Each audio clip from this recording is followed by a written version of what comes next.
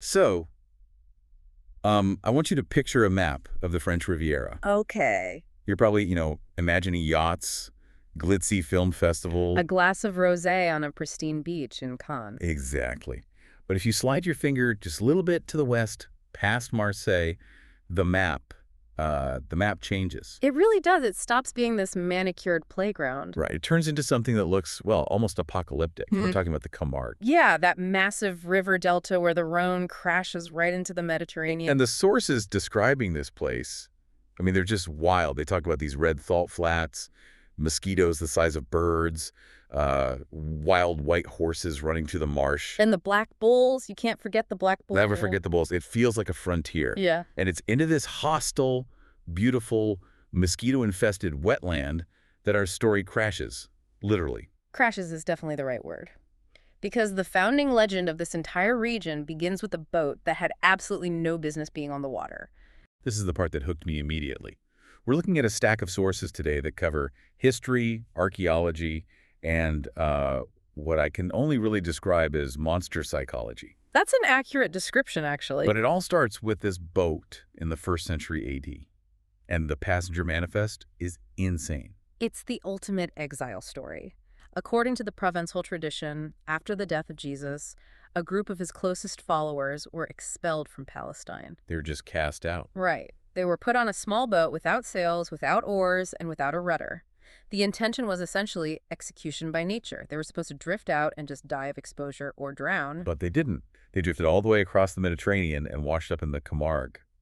And the passengers included Mary Jacobi and Mary Salome, the two Marys. And in a lot of local versions of the legend, Mary Magdalene is there too. Yeah.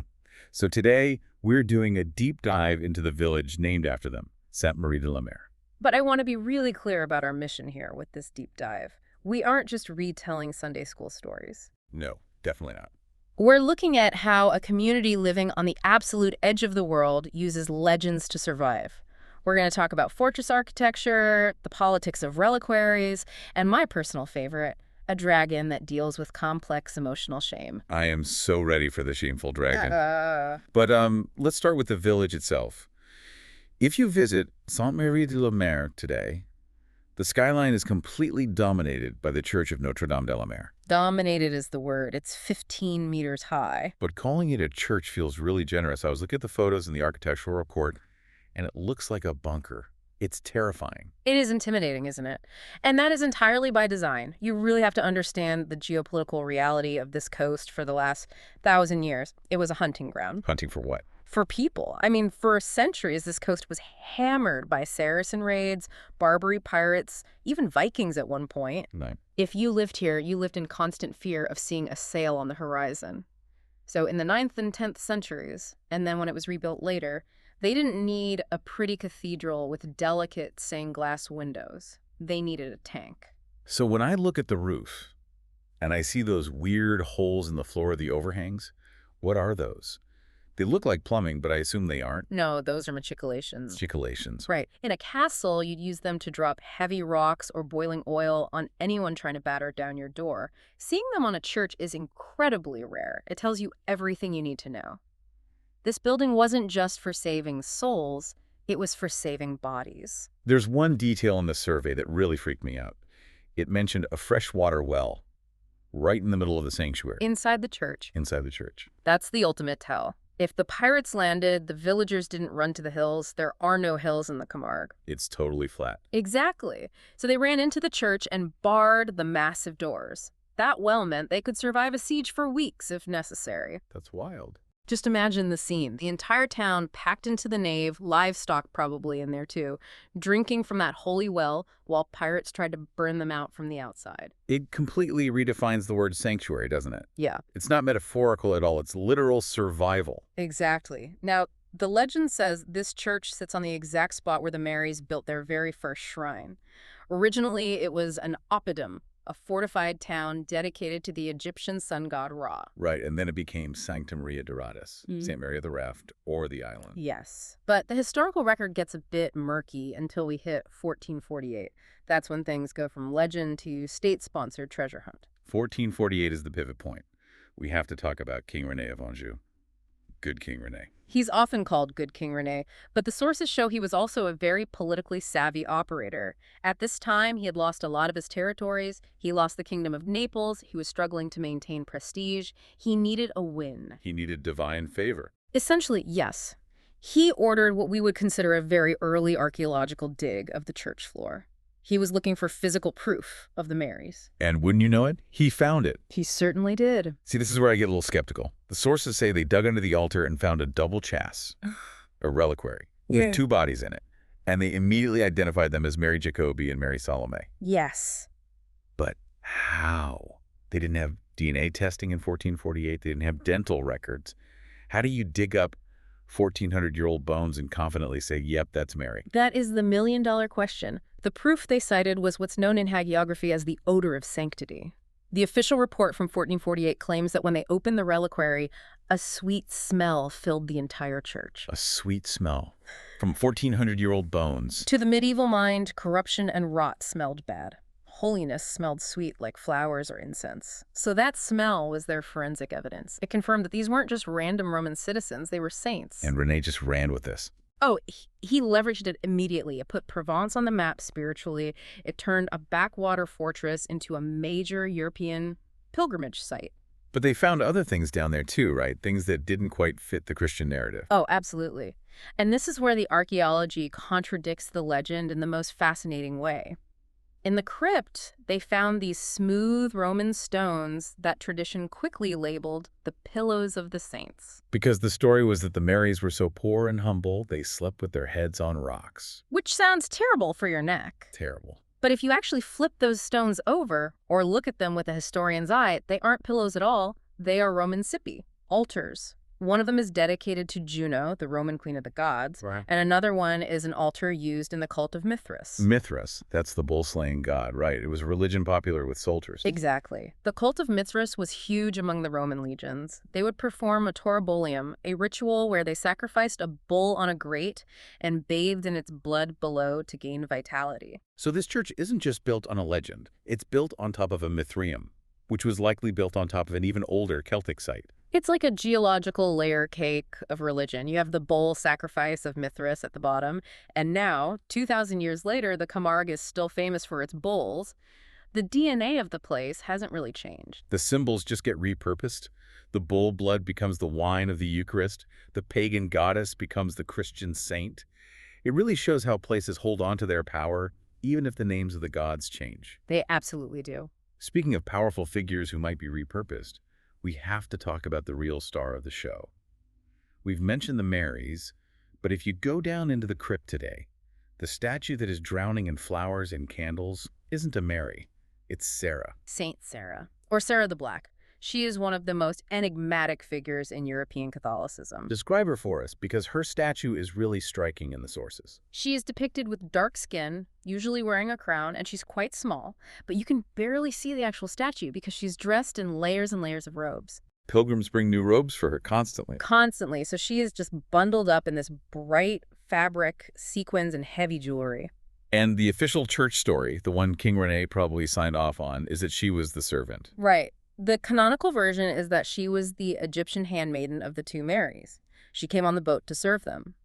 But the Romani tradition, the Gypsies, have a completely different and frankly much cooler origin story for her. This is the one where she's a local queen. Yes.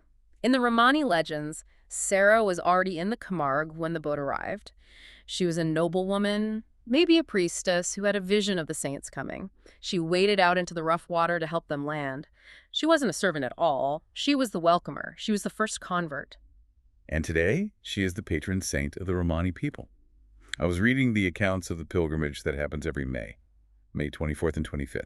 It sounds intense. It's not just a polite, quiet church service. No, it is a massive, vibrant, chaotic reunion. Romani families come from all over Europe and now from all over the world, including places like Brazil. The town of maybe 2,000 people swells to 20 or 30,000. That's a huge influx. There are campsites everywhere, flamenco music playing all night, fires burning. It's not just solemn prayer, it's a festival of survival. And the climax of all this is the procession to the sea. They take Sara out of the crypt. It's incredibly visceral. Men on horseback, the traditional guardians of the Camargue, lead the way. The crowds are just crushing in to try and touch the statue as they carry her down to the beach. And then they walk right into the Mediterranean. They hold the statue waist deep in the waves. What is that about? Is it just reenacting the arrival of the boat? On one level, yes. It connects back to Sara waiting for the saints. But anthropologists look at this and see something much, much older. Carrying a deity into water is a classic agrarian purification ritual. Like you see in other ancient religions. Exactly. You see it in Hinduism, you see it in ancient pagan rites all over Europe. You dip the god in the water to call for rain or to purify the land or to ensure fertility for the coming year. It's really interesting how the church handles this, because technically, Sara isn't a canonized saint in the same way the Marys are. The sources made a really big deal about the difference between veneration and worship. That is a very delicate theological tightrope the church walks. The priests will tell you, we do not worship Sara, we worship God. We venerate Sara. Right. Veneration means you respect her, you ask for her prayers, you treat her like a powerful older sister who can put in a good word for you with the big boss. But watching the videos, the pilgrims, the crying, the shouting, the way they desperately hold on to her robes, to an outsider, it feels a lot like worship. Emotionally, it absolutely is. For a marginalized community like the Romani, who have faced severe persecution for centuries, Sara is theirs. She is the ultimate outsider saint. She's dark-skinned, she's a traveler, she is distinct from the European establishment. The connection is fierce. It really drives home the idea that these legends are tools. Sara is a tool for identity. She anchors a wandering people to a specific spot on the map, at least for a few days a year. Exactly. She gives them a home. Okay, we've covered the saints. Now I want to move upriver to the monsters. Because if you follow the Rhone north from the Camargue, you hit the town of Tarasque. And they have a legend that is arguably even more famous than the Marys. Let's talk about the Tarasque. The Tarasque.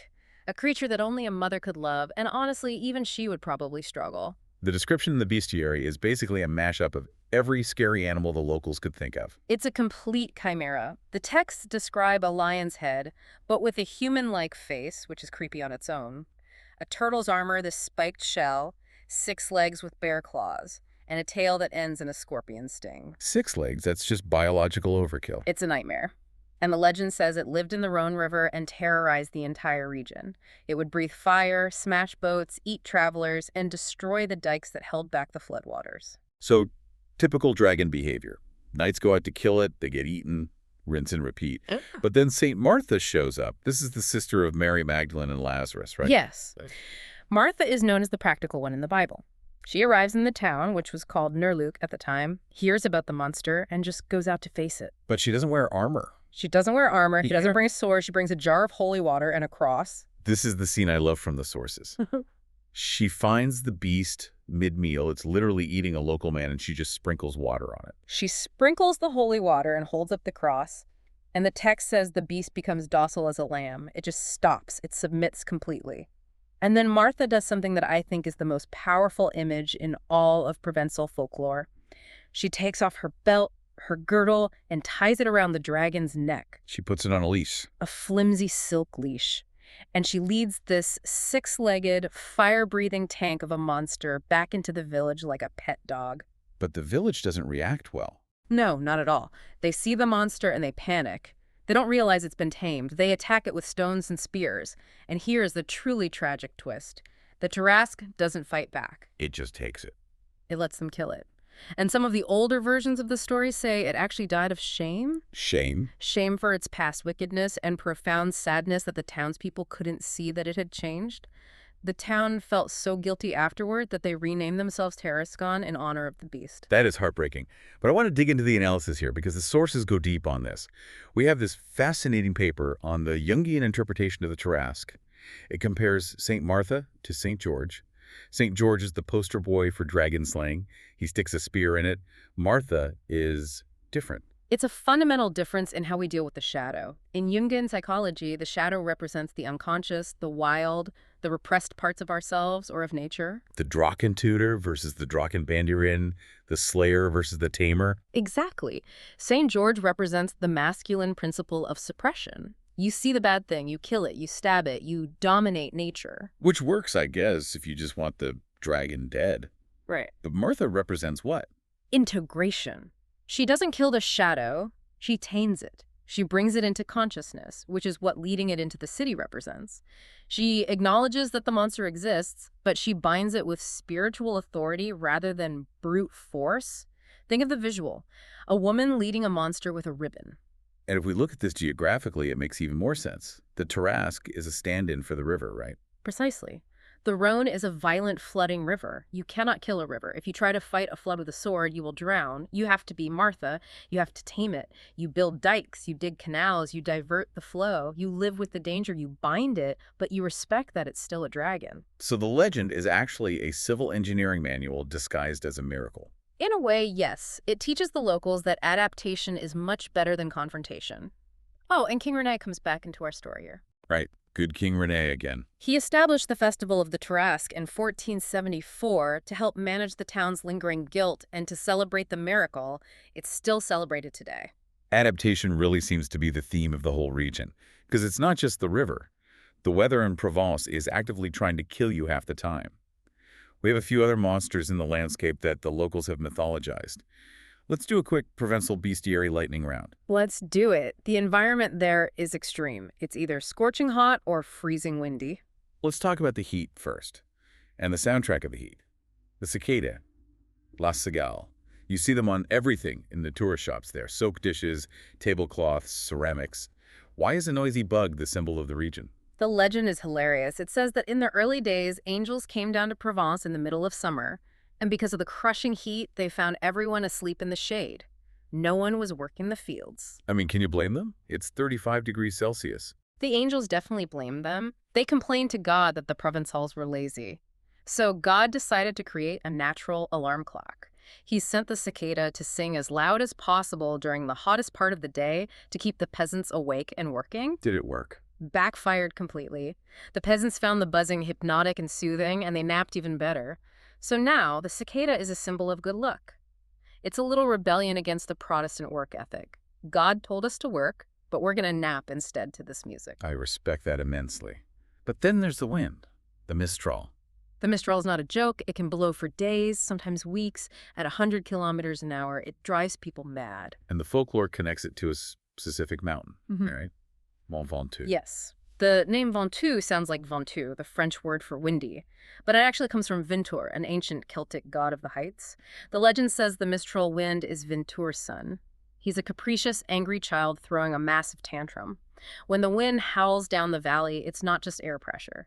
It's a god screaming. And there's another dragon too, right? In Fontaine de Vaucluse. The Coulobre. Ah, the Coulobre, yes. This one is half salamander. The story is she was abandoned by her husband, raised a black salamander on her own, and was eventually chased away by a local bishop. Another beast, representing the wild landscape that gets managed by spiritual authority. It's a recurring motif. Very much so.